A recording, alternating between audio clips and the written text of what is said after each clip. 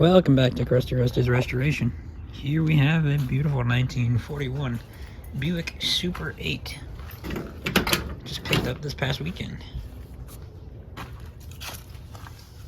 Pretty classy old car. War era. Right before the war for the US anyway. That seat is in beautiful condition. This one here is a bit worse for wear because if you look up over here, you notice that window is broken right in the middle and there's a crack right there. Moisture and weather and little rodents have been getting in over the years. There's actually a little dead chipmunk over there that I had to pull out. So sadly these door panels are pretty toast. But it's cool because they have all the trim still there. So we can get those reupholstered. That'd be cool. Come to the back door here. There's that door card. Discolored, but no real rips or tears or anything. There's a little bit of chew marks down here. But I mean, for an 81-year-old car, that's really not bad. Cracked vent window here. That's normal. Got the window trim for that driver's side. Rear quarter trim for the driver's side. I think this is a hood trim. Not sure. Package tray. Big old tear in the headliner with, I'm guessing, several rat's nests. Gonna have to get the respirator out and clean that out. The old shit handle because no seatbelts. Built-in cigarette lighter. Focus. Built-in cigarette lighter. And an ashtray that the pull handle has deteriorated over the years, so I'll have to make a wood one or something to go in there. 1941 with a rear cigarette lighter for the passengers. Pretty cool. Even has lower seat trim all the way around. This car was the height of luxury back in the day. Sill plate. Buick. This was a body by Fisher car. Beautiful. But Buick had their own sill plates for these cars. Rockers are pretty toast. You can see the other end down here. She's a toasty one. Come on. Yeah, she's pretty toasty.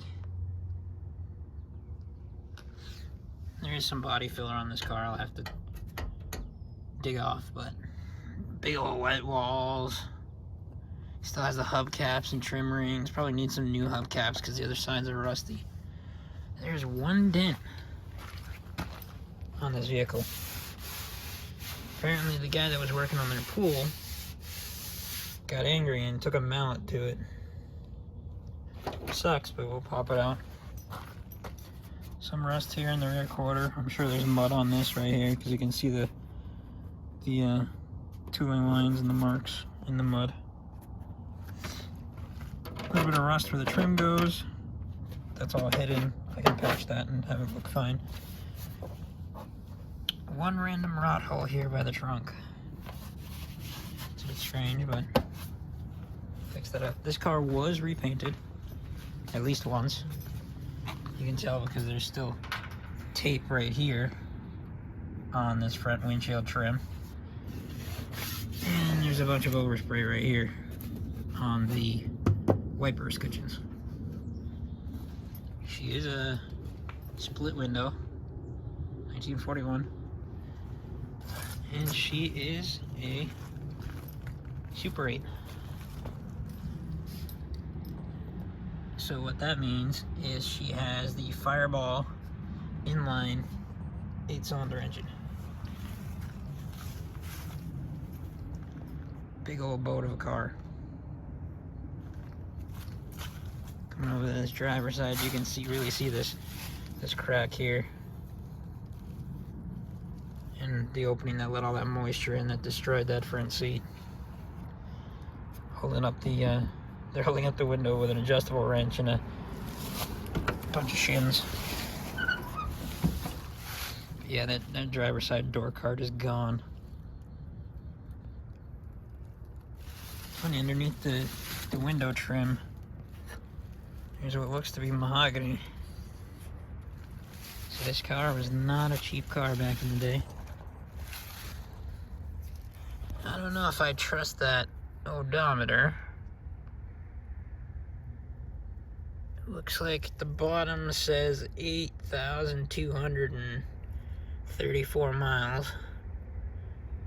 And the trip odometer says 794 miles. This car has an interesting story, which I'll get to a little bit later, which I might believe that mileage for. Especially since when you come down here and look at these pedals,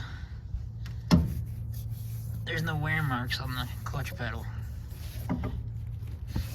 Barely any wear on the brakes. But the rubber on the gas pedal is dry rotted. That's not worn away, and it's just dry rot. You can actually still see the lines in the rubber. And these floor mats are not all torn up or anything. And if you look right here on the seat, that's from the moisture. Usually on a seat of a vehicle that has a lot of miles, this corner right here gets really roughed up like this here, because people are sliding in and out, getting in and out, and just rubbing over it over time. That really tears up the seat. But I'm thinking she's a pretty low mileage car. I am the third owner since 1941. Really cool design in the dash right there. Be sweet to see that all cleaned up. So we have a volt gauge, gas tank, oil pressure gauge, temperature gauge. Don't have a tach. Then we go over here. Sorry about that. We have all the buttons. Lights, accessories, lights, map lights, heater, accessory, defroster, lighter. Beautiful old Sonomatic radio. And over there we have ashtray, and I'm guessing another cigarette lighter. And then there's a driver's side ashtray right next to the ignition. So there's 3 different ashtrays in this car. I really enjoy pulling this apart and seeing what I can find. There's a gauge of some sort down there. What's left of a gauge. There's the vent pull right there. Cowl vent. E-brake handle.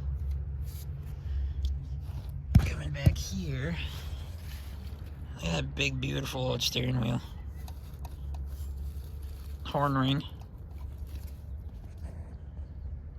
Buick 8. Sadly, this ring is all toasty gone. I'll have to see if I can find repro parts and maybe see if someone can 3D print me some stuff. It even still has a Kanoko focus. Oil-plated chassis, standard transmission. Here's a little list right here. Serviced your car at, and then the dates would be right here. Oil filter, battery, air cleaner, wheel bearings, differential, automatic trans, standard trans. This is obviously a standard because I showed you the clutch pedal before. I believe it's a 3 on the tree. I haven't really looked into it too much to see what transmission it is or anything, but I had to pick it up because I couldn't let her go to the scrap yard or elsewhere. The owner was trying to sell it so they could sell the house, and reached out to me actually a year ago. And then reached out again a couple months ago because I couldn't afford it a year ago. The back seat, it's got all the trim. Little lights in the seats, more trim. And this is the driver's side rear door panel. yet again, it's really nice. Obviously discolored and stuff, the age over 81 years, but what can you say? Another super cool thing about this is if you look down in the front driver's seat and the front passenger seat, they have these little lights built into the seats. I don't know if that's just higher end Buicks that did that, or if all the Buicks had that, but that is super cool. Broken dome light button. Let's see how I can replace that. Yeah. It's a pretty old car. No dents in the back over here. There's just that one dent on the other side of the car. This rear quarter is going to need some loving. Good old New Hampshire took its toll on it. We got that one trim piece right there for right here. I think the passenger side is missing. I don't know where that is. And we got to see if we can get this open. See what's inside there. I'm excited for that. Bumpers are sadly toast. All the gaskets are toast. Oop. I lied, there's one other little dent right here. Body filler. I'm guessing there's rot under there. I don't know if I want to check it or not. You can see the actual lead line of the car where the roof panel meets the rear quarter panel. What they would do back in the day is they would weld, spot weld along it, and there'd still be a valley here where the two panels meet, and they would just fill that up with lead. I don't think I'll take it out. It's fine, it works fine.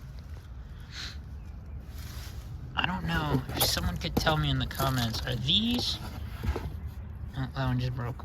Are these original Buick floor mats? I really don't know. Someone please tell me in the comments, because that would be super cool. Even though they are pretty brittle and this one just broke.